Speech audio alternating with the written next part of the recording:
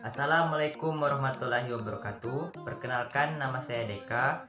Saya berasal dari Kepulauan Belitung dan saya saat ini sedang bersekolah di SMK 1 Negeri Tanjung Pandan. Saya berasal dari kelas 10 BDP 1. Pada kesempatan kali ini saya ingin mengapresiasi salah satu kesenian, yaitu kesenian patung. Baiklah, kesenian patung merupakan karya seni rupa yang diciptakan dengan membentuk bahan bervolume yang dapat berupa tanah liat, kayu, batu, logam, dan bahan lainnya dengan cara subtraktif, yang berarti mengurangi bahan seperti dipahat, dipotong, dicukil, atau dengan cara aditif, yang berarti menambahkan bahan seperti mengecor dan mencetak. Jenis-jenis patung. Secara umum, patung dapat dibedakan melalui perwujudan atau bentuknya menjadi dua macam, yaitu 1. Patung figuratif, berarti patung yang merupakan tiruan dari bentuk alam seperti manusia, binatang, dan tumbuhan. Dapat dikatakan patung ini nyata dan perwujudannya tidak hanya abstrak atau mengawang-awang.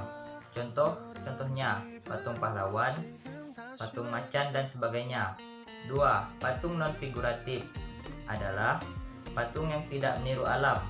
Terlepas dari wujud-wujud tiruan yang ada di alam, patung ini perwujudannya tidak nyata dan bersifat abstrak, seperti geometris. Patung berupa bentuk silinder runcing sebagai simbol bambu runcing dan sebagainya. Fungsi seni patung. Beberapa fungsi seni patung adalah 1. Patung dekorasi, berfungsi untuk memperindah suatu ruangan atau lingkungan eksterior. 2. Patung monumen, dibuat untuk mengenang jasa tokoh atau kelompok tertentu seperti sosok pahlawan suatu negara atau memperingati peristiwa bersejarah. 3. Patung kerajinan, merupakan patung yang dirancang untuk memenuhi kebutuhan pasar sehingga dapat diminati untuk dibeli berdasarkan berbagai kebutuhan umum yang tidak spesifik. 4. Patung arsitektur, dibuat untuk menunjukkan atau melengkapi konstruksi suatu bangunan sehingga lebih terpadu dan harmonis dengan desain arsitektur yang dirancang. 5. Patung seni.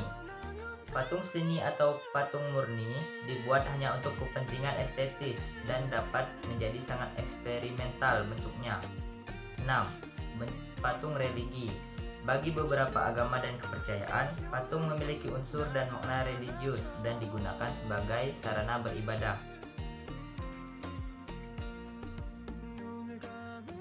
Selanjutnya, teknik dalam seni patung. Yang pertama, teknik pahat. Merupakan teknik untuk mengurangi bahan menggunakan benturan benda keras atau alat pahat terhadap bahan patung yang diolah. Selain alat pahat, palu juga diperlukan untuk membenturkan pahat pada bahan patung. 2. Teknik butsir. Butsir adalah teknik yang membentuk bahan lunak dengan mengurangi bahan, menggunakan alat butsir dan menambahkan bahan jika diperlukan. Butsir biasa digunakan untuk mengolah bahan lunak seperti tanah liat, lilin, atau modeling clay. 3. Teknik konstruksi, merupakan teknik membuat patung dengan cara merekatkan berbagai bahan, baik dengan cara dilem, dilas, dilepa, atau dipatri.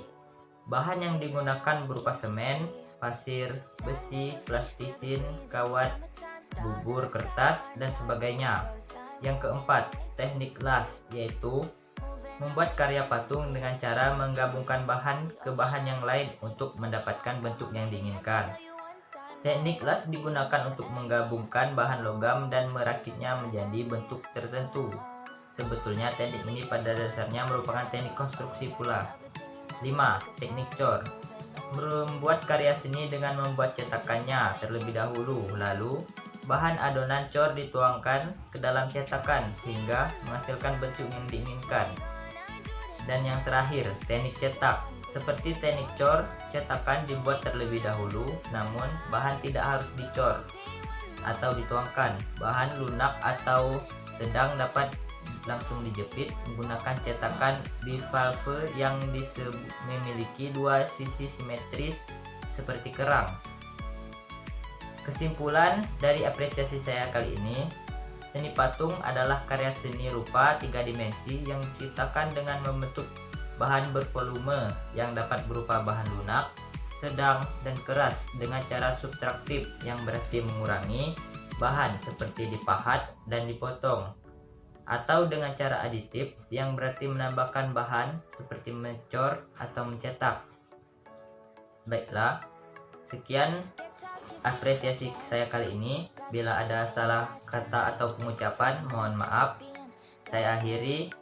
Wassalamualaikum warahmatullahi wabarakatuh.